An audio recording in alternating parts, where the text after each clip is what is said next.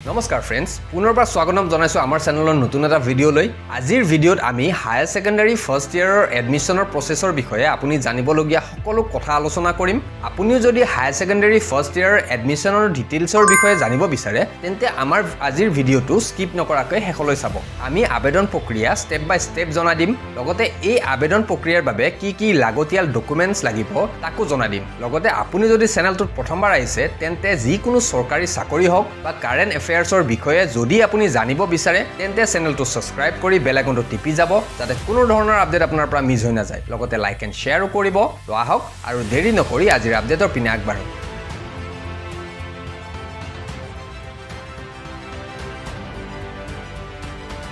তো আপোনালোকক জনাও যে হায়াৰ সেকেন্ডাৰী ফাৰ্স্ট ইয়াৰ 2025-26 বৰ্ষৰ এডমিশনৰ প্ৰসেছ ৰিলিজ কৰা হৈছে আসাম ষ্টেট এডুকেশ্যনেল বৰ্ডৰ পৰা আৰু আপোনালোকে হয়তো জানে যোৱা কেইবছৰ মানৰ পৰা এই এডমিশন প্ৰসেছসমূহ অনলাইন যোগে আবেদন কৰিবলগীয়া হৈছে যাৰ বাবে আসাম ষ্টেট এডুকেশ্যনেল বৰ্ডৰ পৰা দৰ্পণ পৰ্টেল নামেৰে এটা ৱেবছাইট মুকলি কৰি দিয়া হৈছে য'ত আপুনি এডমিশনৰ বাবে এপ্লাই কৰিব পাৰিব প্ৰতিখন স্কুল বা কলেজৰ বাবে সো এই পৰ্টেলত কেনেকৈ আপুনি আপোনাৰ ফৰ্মখন ফিল আপ কৰিব মই আগত দেখাই দি আছো ভিডিওটো চাই থাকক লগতে ডেসক্ৰিপচনত দিয়া লিংকত গৈও আপুনি এপ্লাই কৰি লব পাৰিব আপোনালোকে ডেসক্ৰিপচনত দিয়া লিংকটো চেক কৰিব এতিয়া আহিছো ইয়াৰ এপ্লাই প্ৰসেছৰ পিনে সো হায়াৰ সেকেন্ডাৰী ফাৰ্স্ট ইয়াৰ 2025-26 বৰ্ষৰ এডমিশন লবলে সকলো ষ্টুডেন্টে ফাৰ্স্ট দৰ্পণ পৰ্টেলত এপ্লাই কৰিব লাগিব আপুনি আপোনাৰ মোবাইল বা কম্পিউটাৰৰ জৰিয়তে নিজে এই অনলাইনটো কৰিব পাৰিব ইয়াৰ বাবে মোবাইল এপো উপলব্ধ আছে আপুনি দৰ্পণ পৰ্টেলত গৈ ষ্টুডেন্টৰ নামেৰে ফাৰ্স্ট ৰেজিষ্টাৰ কৰি লব লাগিব এবাৰ ৰেজিষ্টাৰ হৈ গলে আপুনি আপোনাৰ এডমিশন ফৰ্মখনলে যাব পাৰিব ডাইৰেক্ট এডমিশন ফৰ্মখনত আপোনাৰ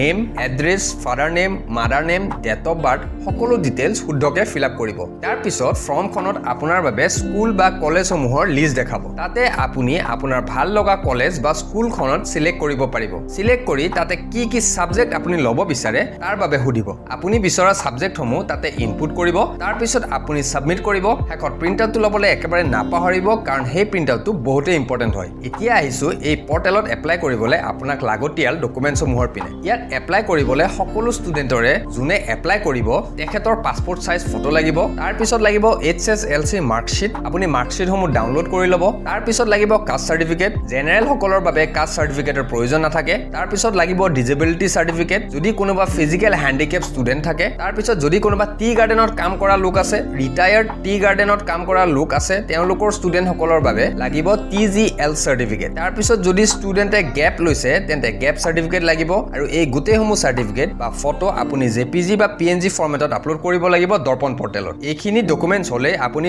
HS ফাৰ্স্ট ইয়াৰ 2025-26 বৰ্ষৰ বাবে এপ্লাই কৰিব পাৰিব সো এপ্লাই কৰাৰ আগতে আপুনি আপোনাৰ ডকুমেন্টসমূহ গোটাই ল'ব এতিয়া আহিছো ইয়াৰ ইম্পৰ্টেন্ট ডেটসমূহৰ পিনে সো এই পৰ্টেলত এপ্লাই ষ্টাৰ্ট হৈছে অলৰেডি আৰু চলি থাকিব 24 এপ্ৰিললৈকে সো যিসকল ষ্টুডেন্টে হায়াৰ সেকেন্ডাৰী ফাৰ্স্ট ইয়াৰত এডমিশন ল'ব বিচাৰে তেওঁলোকে 24 এপ্ৰিল তাৰিখৰ আগতে এই পৰ্টেলত এপ্লাই কৰি ল'ব ইয়াৰ পিছত মেৰিট লিষ্ট ওলাব 27 এপ্ৰিলত আৰু 30 এপ্ৰিলত ইয়াৰ ফাইনেল লিষ্ট ওলাব কোনে কোড এডমিশন ল'বলৈ সুবিধা পাব আৰু এই ফাইনেল লিষ্টসমূহ আপুনি এই দৰ্পণ পৰ্টেলৰ জৰিয়তে চাব পাৰিব তো এইখিনি আছিল আজিৰ আপডেটত ভিডিওটো চাই ইনফৰমেটিভ পালে লাইক এটা কৰি যাব লগতে শ্বেয়াৰো কৰিব যাতে আন এজনেও এই এপ্লাই প্ৰসেছৰ বিষয়ে ভালকে জানি লওক আজিলৈ এৰিছো পুনৰ নতুন আপডেট লৈ আপোনালোকৰ মাজলৈ আহিম জয় আই অসম ভাৰত মাতা কি জয়